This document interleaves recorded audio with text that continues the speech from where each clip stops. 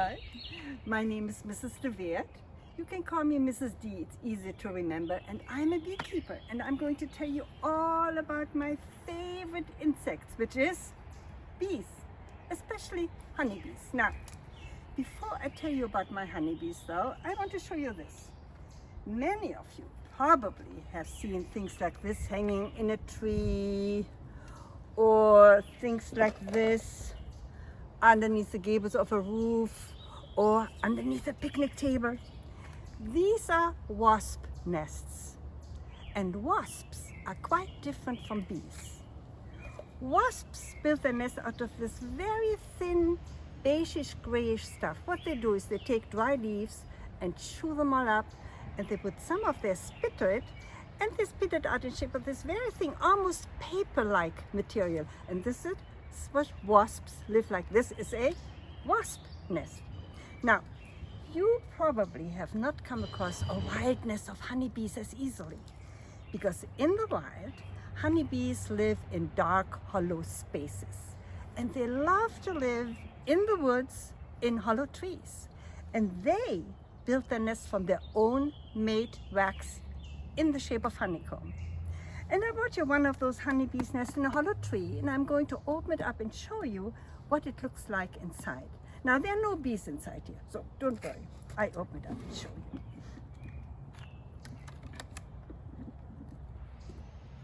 See? This is a honeybee's nest in a hollow tree. And you see the bees have built slabs of honeycomb, and they attached it to the inside of the hollow tree. And this is how they live in the wild, in the woods. Now, people have known for hundreds and thousands of years that honeybees make honey. And to find such a honeybee tree was a very special treat for people, because honey used to be the only sweet stuff around. People didn't have the sugar like we have nowadays, or the candy. Whenever people wanted to eat something sweet, they would find themselves a honeybee tree to get the honey from. And the way they would find it, they would go on a bee hunt.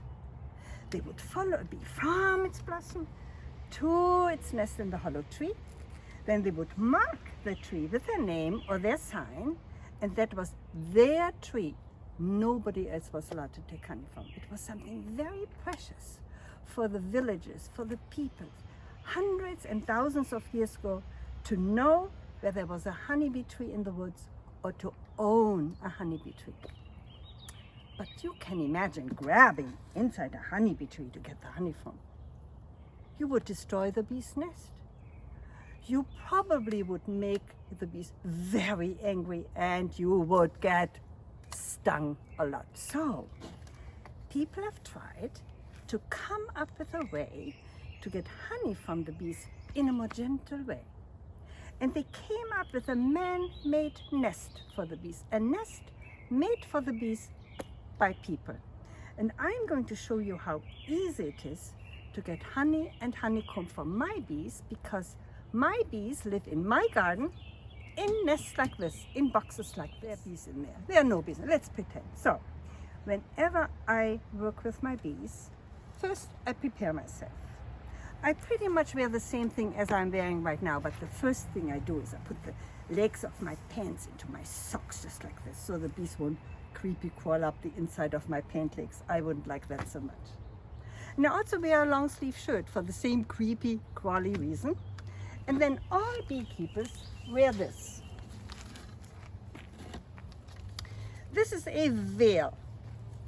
It's a hat with a veil around, and it protects me from the bees, but it also protects the bees from me, because if I wouldn't wear it, the bees would fly around, they bump into my head, they get all entangled in my hair, they cannot get out, they go crazy, and that makes me crazy too. I don't like it. So I wear my veil. See? I'm protected from the bees, and the bees are protected from me. I wear my veil. Now, the other thing all beekeepers use is smoke to calm the bees down. Smoke calms the bees down. Now, many years ago, beekeepers would light a pipe, and they would blow smoke from that pipe in front of the bees to calm the bees down. But nowadays we use this. This is a smoker, a thing which makes smoke. It's a can with a lid. I open it up for you. Inside we put dry leaves, something which burns easily. We light a match, build a fire, close the lid. And then this is called a bellow. And the bellow puffs air through the can and out comes smoke. And we puff a little smoke in front of the bees to calm the bees down. And now I'm ready to work with my bees. Now, whenever I work with my bees, whenever I am around bees, I'm very quiet. I never go like, "Oh, let me work with my bees." Oh my goodness, the bees would get so scared of me. They would come out and sting me all over because they think I attack them. So I'm always very quiet when I'm around bees, because bees will sting you when they're afraid of you. They only sting you when they're afraid. In fact, when you see a bee on a flower, you can hunker down just like this. Oh, there's a bee on a flower. You can watch her for a little while, see what she does. Then after a while, she will fly away, and you have learned something by having observed a bee on a flower. And I will tell you later what flowers especially the bees love to go to. Now, let me open this up and show you how easy it is to get honeycomb and honey from my bees. Now, here I would have to grab inside and break the comb out and destroy the nest. With my bees, I just lift the comb out. Well, when I lift the comb out for my bees, of course, this would be full of bees. I pretend now, I look at the bees, see how many bees there are, see whether they are healthy, see whether they filled this up with honey yet. And if they have, I will harvest the honey from it, and I will tell you later how I do this. Then after the harvest, when this is empty, I can put it back for the bees to fill up again. And I have not destroyed their nest. I was very careful not to squish any bees, and I've not been stung either, mostly anyway. I will tell you about the stinging too. Now let's have a close look at this honeycomb. Honeycomb is built by the bees from their own made wax. At a certain time in their lives, honeybees make wax, and it comes out the side of their body in shape of those tiny little round things, and they take their front legs and they shape it and mold it into the shape of honeycomb.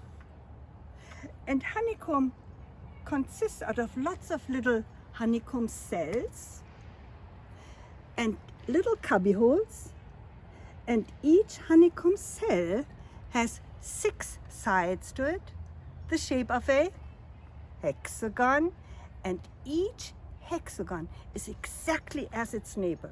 Honeybees are very good builders.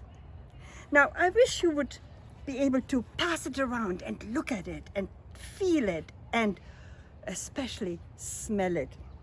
Oh, I love the smell of honeycomb.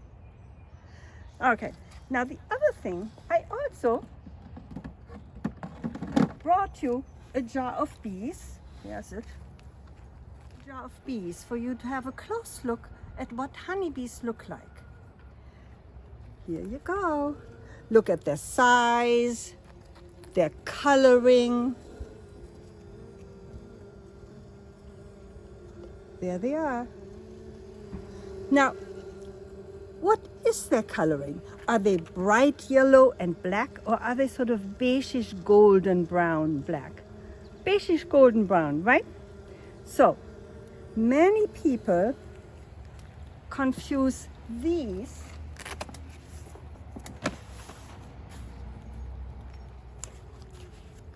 with bees, but they are bright yellow and have a beautiful black zigzag design on their body. These are wasps, and you all know these wasps, I think. These are yellow jackets. Yellow jackets are a type of wasp. There are lots of different types of wasps, but these are yellow jackets, and yellow jackets often get confused with honeybees because their size is the same. Honeybees are sort of yellowish. There's some black in there. So people think these are bees too, but they are wasps. There are all kinds of different types of wasps, Hornets are wasps too. In fact, hornets are the ones who build these. But they don't get confused with bees as much, usually the yellow jackets. Now here is a picture of a beekeeper. And you see he has his veil on. He has the smoker standing next to him. He pulled out the honeycomb, and as I was telling you, it's full of bees when you do this. Do you notice anything interesting about the beekeeper? Anything odd? Yeah, he has short sleeves.